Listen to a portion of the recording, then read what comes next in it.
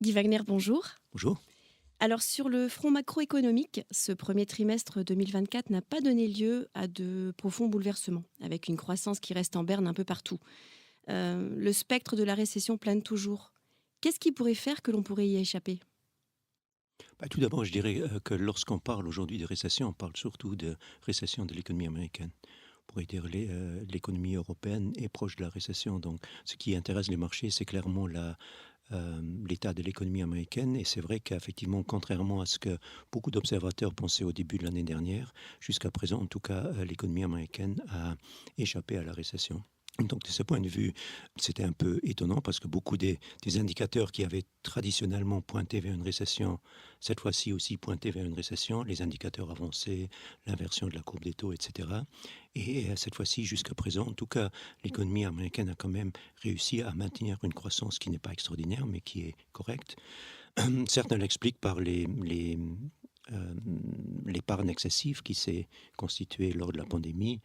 Lorsqu'on a fermé les économies, les gens continuaient à recevoir leur argent et donc, comme ils ne pouvaient pas dépenser, ça leur a permis de constituer une épargne excessive sur laquelle ils ont pu tirer pour ensuite continuer à stimuler leurs dépenses. Et ensuite, il y a eu les dépenses publiques qui restent relativement substantielles. Donc, c'est ça qui, jusqu'à présent, a permis à l'économie américaine d'échapper à la récession. Mais encore une fois, derrière les chiffres plutôt positifs sur lesquels le marché a tendance à se concentrer, il y a quand même une certaine détérioration qui devient de plus en plus visible. On craignait aussi une récession du côté des États-Unis, notamment dans la continuité de la remontée des taux directeurs de la Réserve fédérale. Il n'en est rien pour le moment. Est-ce plutôt une bonne nouvelle? Pas pour l'économie mondiale. Et c'est une bonne nouvelle en ce sens que l'économie américaine reste quand même quelque part la locomotive de l'économie mondiale. Donc de ce point de vue, c'est important que euh, jusqu'à présent, en tout cas, l'économie américaine tienne la route. D'autant plus qu'encore une fois, les autres régions sont plutôt faibles, à commencer par l'Europe, mais aussi la Chine qui par le passé aussi avait contribué à stimuler l'économie. Donc de ce point de vue, c'est une bonne nouvelle. Et bien sûr, effectivement, pour les marchés boursiers, surtout comme la croissance des bénéfices est quand même quelque part liée à la croissance économique, ça reste une bonne nouvelle. Justement, en Europe, entre baisse de la production industrielle et remontée des taux d'intérêt, l'économie souffre. Jusqu'à quel point la situation est-elle préoccupante? La situation est préoccupante en ce sens que, je dirais, de toute façon, le potentiel de croissance de l'Europe, on pourrait dire, est plus faible que celui des États-Unis, ne serait-ce que pour des raisons démographiques.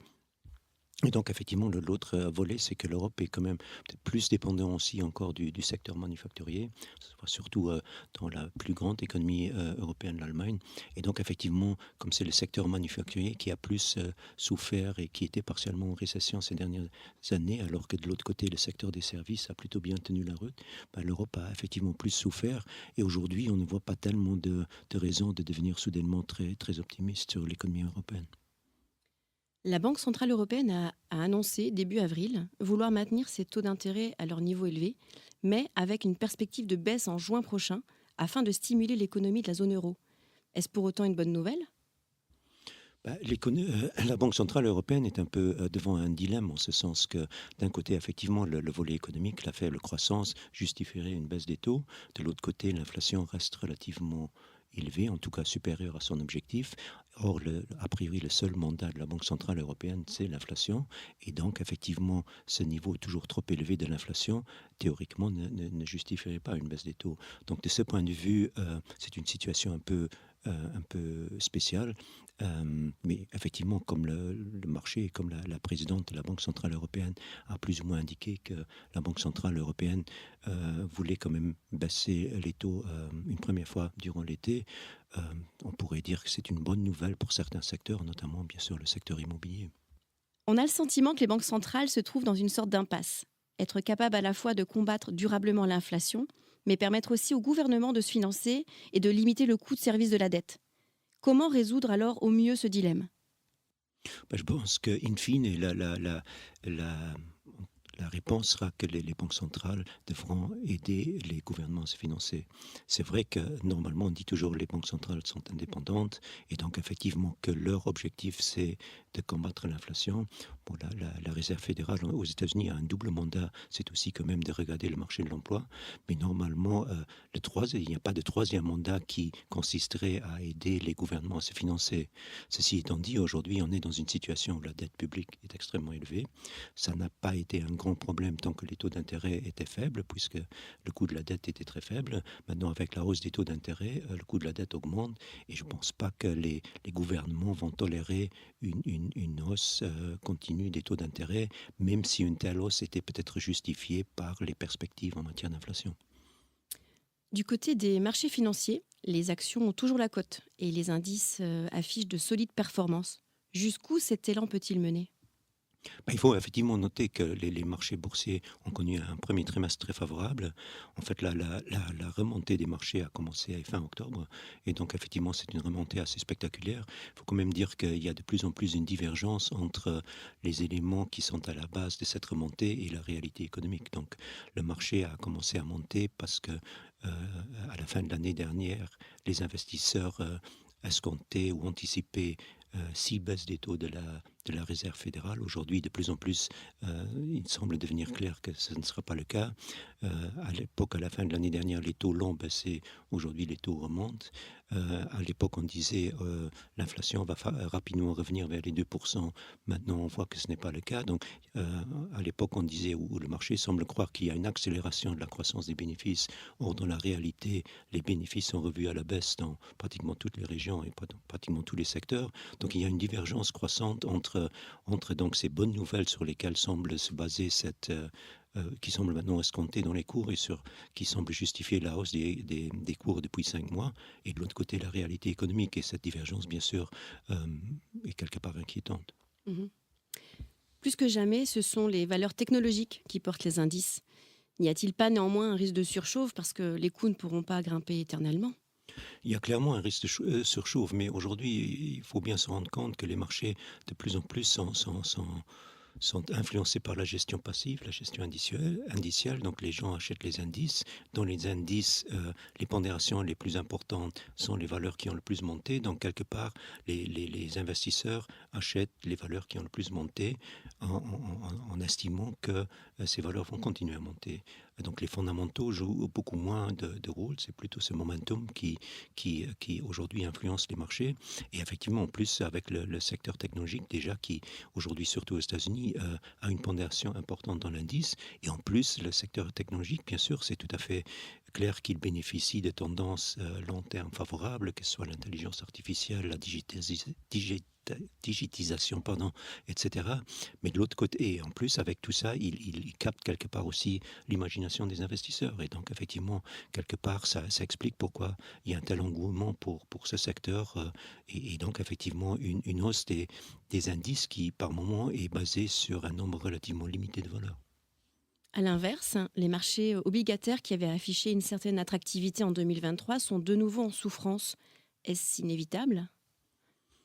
C'est quelque part inévitable en ce sens que, comme je disais tout à l'heure, les chiffres, les statistiques sur l'inflation se sont détériorés à nouveau. Donc il y a eu, aux États-Unis, il y avait une forte baisse de l'inflation entre mi-2022 et mi-2023. L'inflation était passée de 9% à 3%, mais depuis lors, il n'y a plus eu d'amélioration et au contraire, l'inflation ces derniers temps a même eu tendance à remonter. Et bien sûr, une remontée de l'inflation est mauvaise pour les marchés obligataires, explique quelque part la remontée des taux longs. En même temps, comme on disait tout à fait au début, la croissance économique aux États-Unis, pour l'instant, reste relativement robuste. Ça aussi, c'est plutôt un élément qui pèse sur les taux obligataires. Vous notez tout de même dans la dernière édition de la publication Perspective qui vient de paraître un regain d'attractivité pour les marchés obligataires des pays dits émergents. Est-ce une opportunité à suivre? Je pense oui que c'est une opportunité à suivre. Je pense que beaucoup d'investisseurs ignorent l'amélioration des fondamentaux dans beaucoup de ces pays. Il faut dire aussi que lors de la pandémie et dans la période après la pandémie, ces pays-là ont ont continué à mener des politiques monétaires et budgétaires beaucoup plus orthodoxes, alors que nous, on a fait plutôt ce qu'on reprochait à l'époque à ces pays de faire, donc des politiques monétaires extrêmement expansives, maintenant suivies de politiques budgétaires extrêmement expansives. Et donc, ce qui explique déjà que l'indice, par exemple, des emprunts d'État des pays émergents a largement surperformé celui des pays industrialisés. Mais beaucoup d'investisseurs considèrent toujours cette classe d'actifs comme extrêmement risquée et préfèrent s'abstenir. Vous notez également sur le marché des actions la bonne santé qui se confirme au Japon.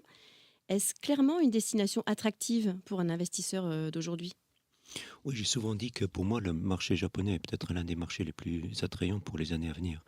Euh, les arguments en faveur du Japon, l'argument principal, c'est effectivement cette amélioration de la gouvernance des entreprises. Ce que je veux dire par là, c'est que pendant des décennies, en fait, les actionnaires au Japon n'étaient pas considérés comme très, très importants. La rentabilité des entreprises n'était pas considérée comme très importante. Ce que les entreprises voulaient, c'est gagner des parts de marché. Donc c'était quelque part l'exact contraire du marché américain où le principe du traitement des actionnaires, de la shareholder value, l'emporte sur tout. Et cette situation maintenant au Japon est en train de changer. Ça a commencé déjà à changer il y a une dizaine d'années avec le programme des Abenomics de l'ancien Premier ministre, mais maintenant les choses vont en s'accélérant. Et donc cette amélioration de la rentabilité, cette amélioration des marges bénéficiaires, etc., ça c'est, je dirais, l'argument principal pour le marché japonais. Et le marché en même temps, c'est un marché qui a été délaissé ces dernières décennies. Il a atteint pratiquement son plus haut à la fin des années 80. Après, c'était un long déclin.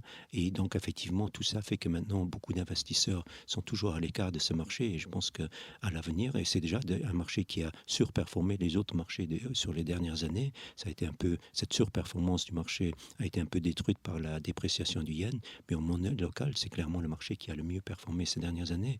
Et je pense que ça va continuer.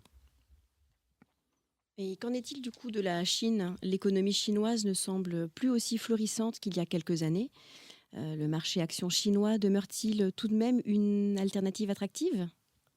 Oui, je dirais pour le marché chinois, il y a grosso modo deux possibilités. Il y a des investisseurs qui disent qu'ils veulent tout simplement pas être ou plus être investis en Chine parce qu'ils disent les règles du jeu sont différentes. C'est clairement les intérêts du parti qui l'emportent sur tout le reste, ce qu'on peut tout à fait comprendre.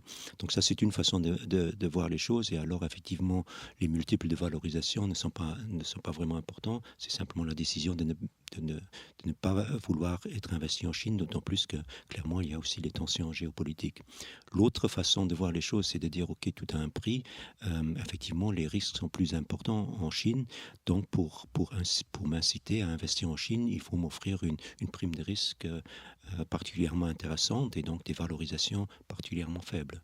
Pour moi, c'est le cas à l'heure actuelle en Chine. Donc, pour moi, c'est un peu extrême de dire je ne veux pas investir en Chine parce qu'il faut quand même être conscient que un peu contrairement un peu à ce qui fut le cas avec la Russie, la Chine est vraiment extrêmement intégrée dans l'économie mondiale et produit énormément de biens dont l'Ouest a besoin. Donc de ce point de vue, je pense que c'est quand même un élément qui devrait aussi tempérer un peu le pessimisme par rapport à la Chine. Alors un petit mot sur l'or, comme toujours pour terminer. De ce côté, les indicateurs sont toujours au vert, avec un cours qui continue sa progression. Quelle est selon vous la marge de progression qui existe encore? Là aussi, j'ai souvent dit que l'or, pour moi, était aujourd'hui un investissement très, très intéressant. Je pense que le cours de l'or à moyen et long terme va continuer à monter. Et ce qui est intéressant à voir, c'est que l'année dernière et cette année-ci, le cours de l'or monte alors que les facteurs qui, normalement, auraient justifié une baisse du cours de l'or sont présents. Ce que je veux dire par là, c'est que les taux d'intérêt montent. Or, on dit toujours que lorsque les taux d'intérêt montent, l'or qui ne paye pas d'intérêt va baisser. Or, ça n'a pas été le cas. Le dollar est fort. Or, on dit toujours qu'il y a une corrélation inverse entre l'or et le dollar. Donc, l'or monte malgré tout ça. Et donc, je pense que ça explique que derrière cette hausse de l'or, il y a d'autres facteurs. Et il y a surtout cette demande physique par opposition à la demande financière, cette demande physique qui vient essentiellement des banques centrales et surtout des banques centrales de l'Est. Et tout ça a trait ou est lié à la fragmentation de l'économie mondiale. Donc, de ce point de vue, je pense que l'or va continuer à monter. Ensuite, il y a bien sûr aussi une certaine méfiance croissante par rapport aux monnaies papier, avec les déficits énormes, etc. Donc, de ce point de vue, l'or aussi en tant que monnaie, dont l'offre est limitée, devrait aussi bénéficier de cette méfiance. Donc, de ce point de vue, je pense que l'or va continuer à monter. Bien sûr, il y aura de temps en temps des corrections, mais que l'or peut continuer à monter. On dit toujours aussi que l'or est déjà très élevé, qu'un nouveau record historique. C'est vrai, mais si on ajuste tout ça pour l'inflation, l'or reste largement en dessous de son niveau de 1980, voire même de 2011. Donc je pense que le potentiel d'une hausse supplémentaire est clairement donné. Encore une fois, il faut être conscient qu'après, surtout après cette forte hausse récente, une correction est toujours possible. Merci beaucoup Guy Wagner pour ces éclairages. Alors pour plus de détails, on a retrouvé évidemment dans la publication Perspective 179 qui vient de paraître et que l'on peut retrouver sur le site internet de la Banque de Luxembourg. Merci et à très bientôt. Merci aussi.